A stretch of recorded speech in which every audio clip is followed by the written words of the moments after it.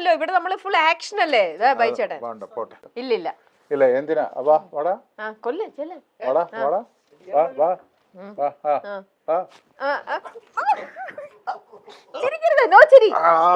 അയ്യോ ഞങ്ങളുടെ പാവം, അയ്യോ ഞങ്ങളുടെ പാവം ബീച്ച്, അയ്യോ എന്നെ തല്ലല്ലേ. അല്ല ഇവനെ ഇടിക്കാനുണ്ട് ഇവനെ. അയ്യോ പാവം ഞങ്ങളുടെ ക്യാമറമാനാ, ഞങ്ങളുടെ പാവം ബിജിത്താണ്. നീ സിനിമ വാടാ. അയ്യോ പാവം ഞങ്ങളുടെ ക്യാമറമാന്റെ കൈ പിടിച്ച് തിരിച്ചു. എടാ ശരിക്കും വേദനിച്ചോ? ഒന്നുമില്ല, സെറ്റ്. വിജിത്ത് സ്ട്രോങ് ആണ്, അങ്ങനെയൊന്നും തളരില്ല. ഞങ്ങളുടെ കൂടെയുള്ള ഞങ്ങളെ കാത്തോണ്ടിരിക്കുന്ന വിജിത്തിനെയാണ് ഞങ്ങൾ ഫൈറ്റ് ചെയ്യാൻ വിട്ടത്. ഓക്കെ വിജിത് കി ജയ്, വിജിത് കി ജയ്. ഓക്കെ വിജിത് പിടിച്ചു തന്നു. നീ കൊണ്ടോടാ ശരിക്കും? എന്നാ പിന്നെ കൊള്ളിക്കായിരുന്നു എന്നല്ലേ, കൊണ്ടുവരില്ല. ശരി, അപ്പൊ അതൊക്കെ നമ്മുടെ ഇവിടെ നിന്നുള്ള ഒരു സ്ട്രോങ് ഒരു കളിയും ചിരിയും ബഹളം അത്രയൊക്കെ ഉള്ളൂ കേട്ടോ. ഇനി നമ്മൾ അടുത്ത ചക്ക മമ്മൂക്കയോടൊപ്പം ദുബായിലും അബുദാബിയിലും യാത്ര ചെയ്തിട്ടുണ്ട്. അങ്ങനെ ആണ്, ഒരുപാട് നല്ല മെമ്മറീസ് ഉണ്ടായിട്ടുണ്ട്. എത്ര ദിവസങ്ങൾ ഉണ്ടായിരുന്നു ആ യാത്രയൊക്കെ? 3 days. ഓക്കെ. മാമാങ്കം എന്ന് പറഞ്ഞ സിനിമയുടെ ഷൂട്ടിൽ വെച്ചിട്ടാണ്. അങ്ങനെ ഷൂട്ടിംഗ് പർപ്പസിനാണോ പോയത്? അല്ലല്ല, ഷൂട്ടിംഗ് പർപ്പസ് അല്ല. എന്നെ കൊണ്ടുപോകേണ്ട ആവശ്യമില്ല ശരിക്കും. അതിനകത്ത് വേറെ ആൾക്കാരുണ്ടായിരുന്നു. പക്ഷെ മമ്മൂക്ക കൊണ്ടുപോയി. മമ്മൂക്ക നന്നായിട്ട് കെയർ ചെയ്തു. മമ്മൂക്കയുടെ ഒപ്പം തന്നെ സഞ്ചരിക്കാൻ പറ്റി.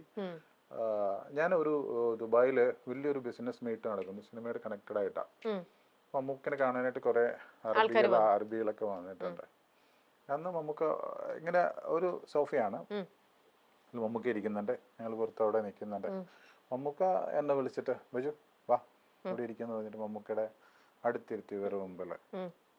അതൊക്കെ എനിക്ക് ഭയങ്കര പ്രൗഡായ ഒരു നിമിഷങ്ങളാണ്. പിന്നെ അന്ന് മാതൃഭൂമിയുടെ ഒരു പ്രോഗ്രാം നടക്കുന്നത്, മമ്മൂക്ക മാത്രമേ ഉള്ളൂ അതിനകത്ത്.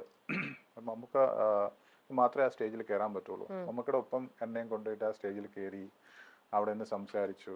വേറെ ആരും ആ സ്റ്റേജിൽ കയറിയിട്ടില്ല മമ്മൂക്കയുടെ ഒപ്പം. എത്ര സന്തോഷം തോന്നിയ നിമിഷങ്ങളാണല്ലേ ബൈച്ചേട്ടാ? ഒരുപാട് സന്തോഷം തോന്നിയ നിമിഷങ്ങളുണ്ട്. അതാണ് സിനിമയിലെ കുറെ കാര്യങ്ങൾ മധുരാജയുടെ ഷൂട്ടിന്റെ സമയത്ത് ഞങ്ങള് അപ്പൊ ക്യാരവൻ ഇങ്ങ് എത്തത്തില്ല. അപ്പൊ അന്ന് ഒരു ഫൈറ്റ് സീക്വൻസ് ഞങ്ങള് മറ്റേ സ്റ്റേജ് പൊങ്ങി പോകുന്ന ഇതാ. അപ്പൊ ശരിക്കും അതിന്റെ ഒരു ഇതിടാനായിട്ട് ഷർട്ടിന്റെ ഇവിടെ ചെയ്തിട്ട് അപ്പൊ ഞങ്ങൾ എല്ലാരും കൂടി ഇരിക്കുന്ന ഇതുണ്ട്. മമ്മൂക്ക അല്ല, ബാക്കിയുള്ള ആൾക്കാരെല്ലാരും ആർട്ടിസ്റ്റ് എല്ലാം ഇരിക്കുന്ന ഒരു സ്ഥലം. അങ്ങനെ മമ്മൂക്ക വരുമ്പോ തന്നെ ഒരു ഇതാണല്ലോ. അപ്പൊ മമ്മൂക്ക വരുന്നു, എല്ലാരും പുറത്തോട്ട് ഇറങ്ങണം. മമ്മൂക്കൊക്കെ ഷർട്ട് ഇട്ടിട്ട് ഇത് ചെയ്യണം. എല്ലാരും പുറത്തോട്ട് ഇറങ്ങുമ്പോ എല്ലാരും മാറ്റും. അപ്പൊ ഞാനും ഇങ്ങനെ ഇറങ്ങി വരാം. എന്നോ നീ വേണ്ട അവിടെ ഇരുന്നോ അങ്ങനെ കുറെ. അപ്പൊ ഞാന് അതുപോലെ നമ്മുടെ കോവിഡ് ടൈമില് ആരും പുറത്തോട്ട് ഇറങ്ങത്തില്ലോ. അങ്ങനെ ഞാൻ കുറച്ച് ഫിഷൊക്കെ ഇട്ടാന്ന് മമ്മൂക്ക എടുത്ത് വന്നു. മമ്മൂക്ക ഇറങ്ങി വന്നു. എന്നോട് വഴക്ക് പറഞ്ഞു, എന്തിനാ നീ ഇതൊക്കെ ഇട്ട് വന്നേ? എന്നിട്ട് പറഞ്ഞു ഞാനായതുകൊണ്ടിട്ടാണ് പുള്ളിക്കാരൻ. അങ്ങനെ വഴക്ക് പറഞ്ഞു, എന്തിനാ ഇങ്ങനെയൊക്കെ നടക്കുന്നത് എങ്ങനെയൊക്കെ ചോദിച്ചിട്ട്. അങ്ങനെ കുറേ ഇത് അണ്ണൻ തമ്പി എന്ന് പറഞ്ഞ സിനിമ എന്റെ തിയേറ്ററിൽ അത് ഞങ്ങൾക്ക് ആദ്യമായിട്ട് റിലീസ് ചെയ്ത് കിട്ടിയ സിനിമയാണ്. അണ്ണൻ തമ്പി മുതല് ഒരു 6-7 സിനിമയ്ക്ക് ഞാൻ മമ്മൂക്കനെ ആ ടൈമിൽ വിളിക്കും. മമ്മൂക്കയുടെ ഫസ്റ്റ് ഇൻട്രോ സമയത്ത് ഞാൻ മമ്മൂക്കനെ വിളിക്കും ഫോൺ. എന്നിട്ട് ആൾക്കാർ ഭയങ്കര ഫാൻസ് അല്ലേ, ഈ ബഹളമൊക്കെ ഞാൻ കേൾപ്പിച്ചു കൊടുക്കും മമ്മൂക്കനെ. അങ്ങനെ കുറെ അത്രയും ഇതുണ്ട്. ഈ അടുത്ത കാലത്താണ് ഞാൻ മമ്മൂക്കയുടെ കൂടെ ഞാനിപ്പോ ലാസ്റ്റ് ബർത്ത്ഡേക്ക് ഞാൻ ഇവിടുന്ന് മൂന്നാർ പോയി. അപ്പോ ആരും പോയിട്ടില്ല, മമ്മൂക്കയും ഫാമിലിയും മൂന്നാർക്ക് പോയി. അങ്ങനെ ഞാൻ ഒരു വലിയ ബൊക്കെയൊക്കെ ആയിട്ട് വെളുപ്പാങ്കലത്ത് അവിടെ ചെന്നു. അപ്പൊ പുള്ളിക്കാരൻ അവിടെ ഉണ്ടെന്ന് ആർക്കും അറിയത്തില്ല.